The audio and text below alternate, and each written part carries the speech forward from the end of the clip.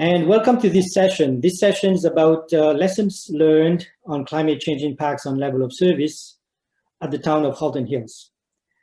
Christine Smith and I will be walking you through our slides deck, and we will be glad to answer any questions at the end.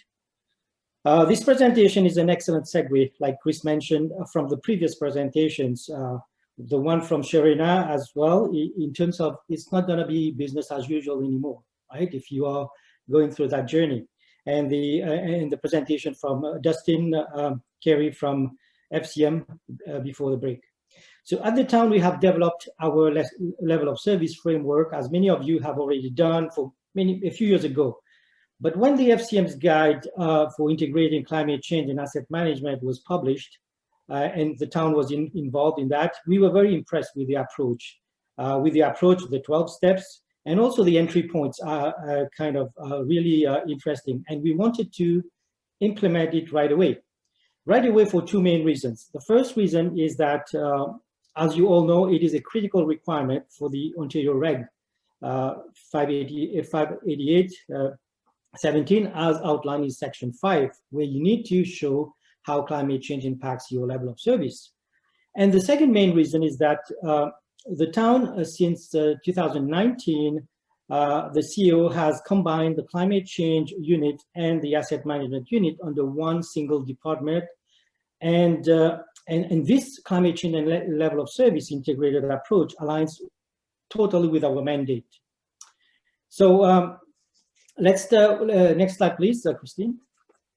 Let's start from the beginning. A quick introduction on the town of Halton Hills. Small town living at its best. That's what it is known for. In the regional municipality of Halton, located in the northwestern end of the Greater Toronto area, with a population of around 62,000 people. The town of Halton Hills has long been recognized for its natural beauty, which include the Niagara Escarpment and the Bruce Trail. The town is also planning to grow substantially in the next few years, and reason why asset management and climate change is at the top of the priority of council and senior management. Next slide, please. So many asset management practitioners in the room, so I just want to give a little bit of an overview where we are with asset management. So this is our corporate asset management framework that's been around, adopted for, I would say, 4 or 5 years now.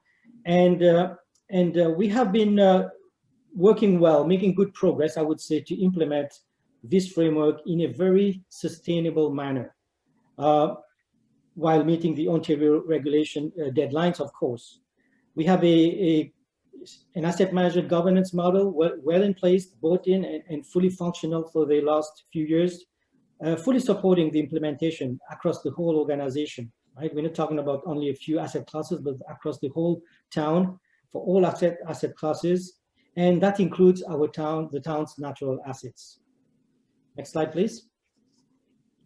Yes, those natural assets, which are so important when we talk about climate change, when we talk about growth and development in the coming years. So it is very important in the town's fight to address the impact of climate change. Some of you may know, the town has set a very, very aggressive target of net zero by 2030 in its climate change emergency declaration back in May 2019. One of the reasons why they restructured and put climate change under asset management, because we saw that there's a lots of synergies and also lots of overlaps or duplication that could happen. And when we talk about climate lens, when we talk about decision-making framework, it makes totally sense. And as we go through that journey, almost 2 years into it now, we see we've done the best thing that could ever happen. So for the infrastructure and asset management, town staff has adopted an integrated adaptation and mitigation approach. I like to play with those two letters A and A because it's naturally came to adaptation and mitigation, but also asset and management. So the approach is to make sure a climate lens is included in its decision-making framework, not lip service only, but how do you actually apply it and do it, right? And you can't do it on your own. You have to have all the other stakeholders buy into it, right? So that decision-making framework across the organization and also throughout the different asset lifecycle phases. For example, in the facilities service area, great synergies and collaboration has been happening for almost a couple of years now that we've been working with them so that we can achieve that net zero target for our buildings and also building resiliency in our facilities, right? While of course, developing that sustainable asset management plans to maintain level of service and minimizing risks. So we're going to talk today about that experience with the facilities group. So I will pass it over to Christine to walk us through one of those, through that facilities group, how we integrated climate change impacts in the level of service. So over to you, Christine. Thank you, Dharmen. As mentioned, I'm going to walk you through a pilot project that we completed in 2020 that saw the integration of climate change into levels of service for our recreation facilities. So I'm going to show you exactly what that process looked like and go through a couple of key outcomes that came from that.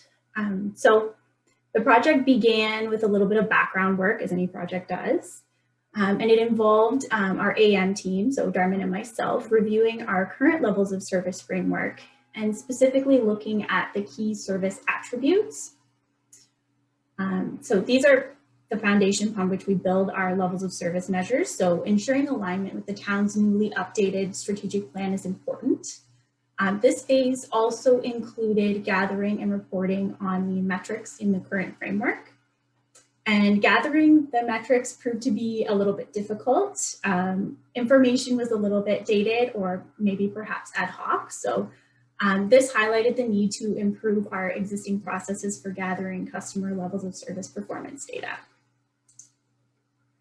So given the background review, we landed on these key service attributes as the starting point for our discussion. So as you can see, we've got safety, accessibility, reliability, quality, and environmental stewardship. So the cross-functional nature of asset management requires bringing key staff to the table to help make these discussions a success.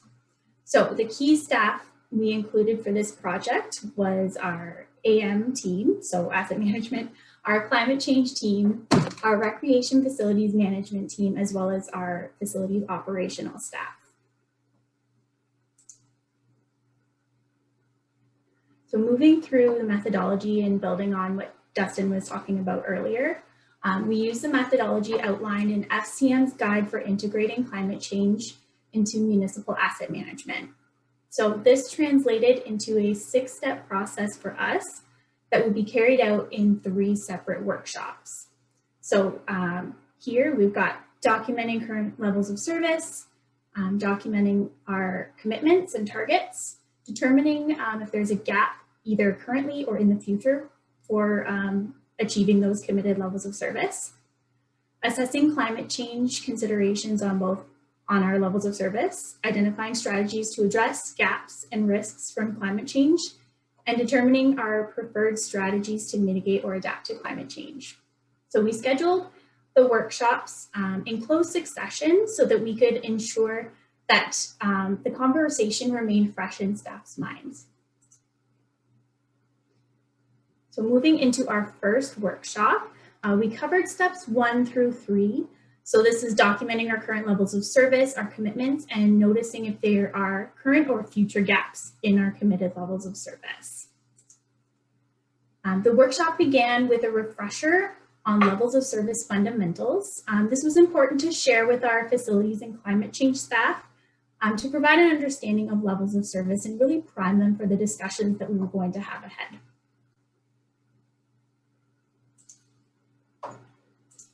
So, documenting levels of service requires keeping a line of sight to corporate, departmental, and facility-specific strategic goals. The key guiding documents included the town's recently updated strategic plan, as well as the Recreation and Park Strategic Action Plan. We also needed to consider all of the stakeholders or customers who are impacted by levels of service.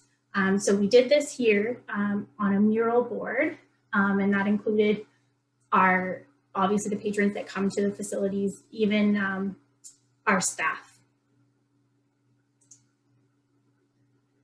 So with the background work, the groundwork complete, the team forged ahead by reviewing and documenting customer levels of service statements and discussed current and future performance.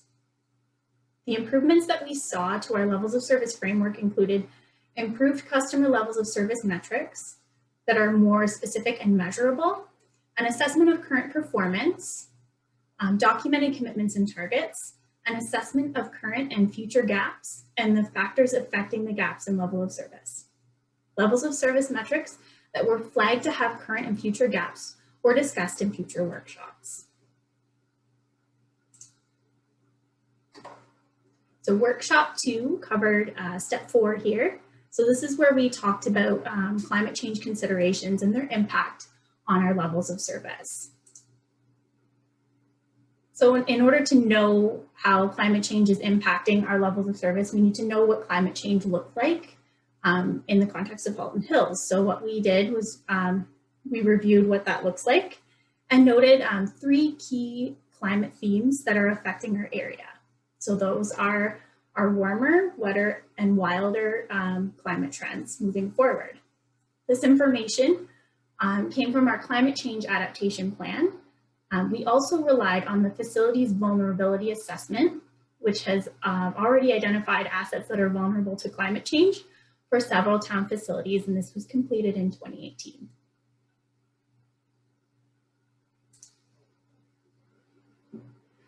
So the customer levels of service metrics that were identified as having a current or future gap due to climate change were assessed for exposure, sensitivity, and adaptive capacity to the impacting climate themes of warmer, wetter, and wilder. So exposure looked at what climate themes were impacting the level of service metric. Sensitivity looked at how the climate change theme was impacting the level of service. And the adaptive capacity looked at what we can do to address those sensitivities. For this metric here on screen, exposure was noted for all themes. Sensitivity included facilities being too hot on the inside on warm days. Freezing rain was identified as a sensitivity from the wetter theme, and facilities within floodplains were noted to be sensitive to wilder and more intense storms. Adaptive capacities included the installation of air conditioning, increased maintenance frequency during freezing rain events, and the evaluation of potential flooding impacts to vulnerable facilities. For this metric, this is another example, we noted walkways are impacted by wetter and wilder climate themes. It was noted that maintenance frequency will need to be increased, which has a direct impact on operational costs. Adaptive capacity options included covered walkways and transferring reclaimed heat from machines to heat sidewalks, particularly in new or redesigned facilities. One thing I should note is that we also discussed having the covered walkways also include a component for solar energy.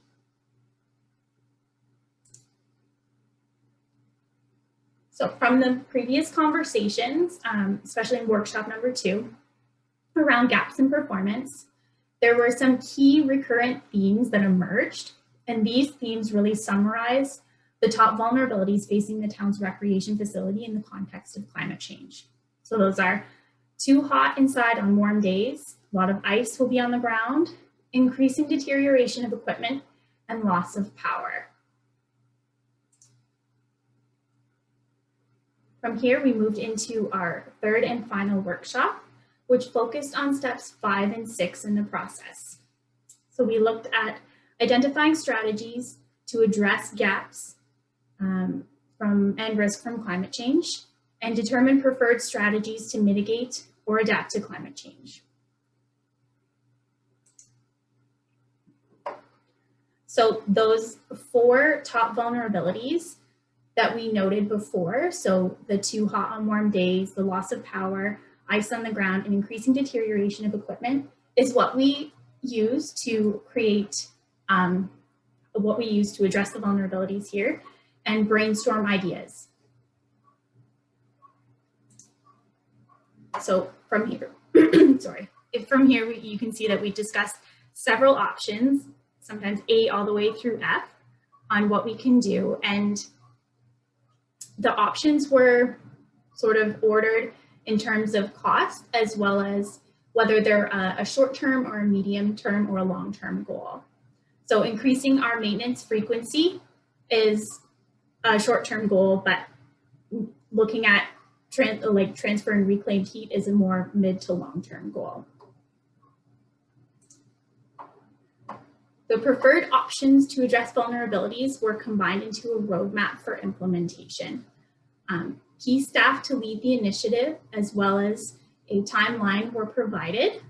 Solutions that included both adaptation and mitigation were preferred, as these provide the biggest impact in the town's ability to address climate change and work towards becoming net zero. Moving forward, these action items will inform life cycle planning for recreation facilities assets.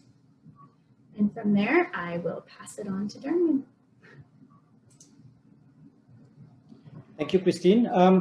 So just on this, this is the last slide, and I want to conclude our presentation highlighting a few key things and also lesson learned, as this this is the intention of this presentation. So some of the key things you need to consider when you integrate climate change and asset management.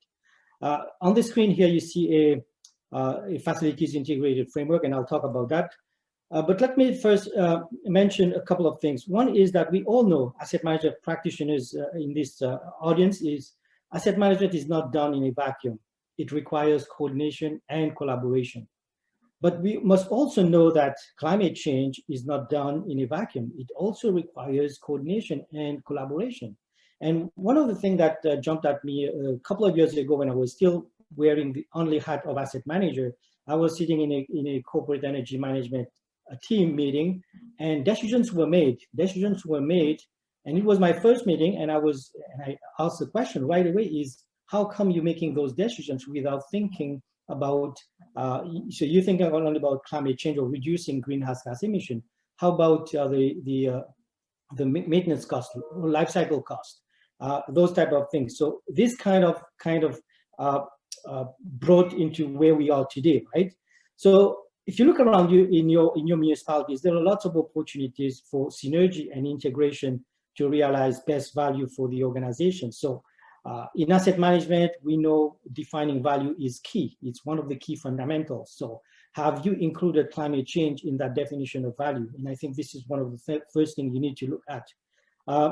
We have shown you our journey in level of service through those slides. So here we have that facilities integrated framework, which show you that on the left-hand side, all the other great opportunities that exist that we can leverage on when you integrate climate change and asset management. For example, at the top, Christine mentioned about the vulnerability studies. So we've completed the facilities one, and also we just completed the vulnerability assessment for the other asset and infrastructure, and that will be brought into our level of service framework for all the other assets, and also in our asset management plan. So that's about also included in our risk management strategy. Down below, energy management, the low carbon design brief for facilities. We are doing that for all our facilities, because we want to make sure our facilities are designed to achieve net zero by 2030. And what are the key things we need to do? And how do we integrate that with our capital budget, with our condition assessment? Energy efficiency, right? So if you take a look at asset lifecycle phases, this is a lot to do with how do you operate and maintain your buildings.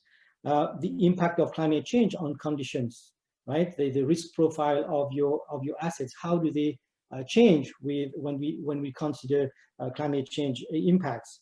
And that will eventually impact your asset management planning. So that's just to name a few, and it will be different for different asset groups that you're going to be looking at. And you have to remember, it's not going to be business as usual again. one of the things that we learned from this process, working closely with facility staff, at the very beginning, our town hall is going to go, has gone through a low carbon design brief to outline what needs to be done to make it resilient and net zero by 2030. And one of the key questions that came up was, we can't do this, it's gonna cost too much, right? So my answer to them with it, I told them, don't bother about cost now. It's gonna be a huge issue, but let's do what's right for the organization, for our community. Let's do the work and see where it takes us. So one thing one last advice is to make sure you involve your finance department early on in the process, as it will all come down to sustainable financial planning at the end. There's going to be financial impact, but if you involve them right at the beginning, they will understand why we're doing this and how it's not because asset management wants to do it, it's not because climate change wants to do it, because that's the building now for the future. That's the best approach we can take. That's putting the climate lens and other lenses if we have to. So that's my kind of our presentation. So next slide, I guess this is the last one. So now that's it from us. Thank you very much.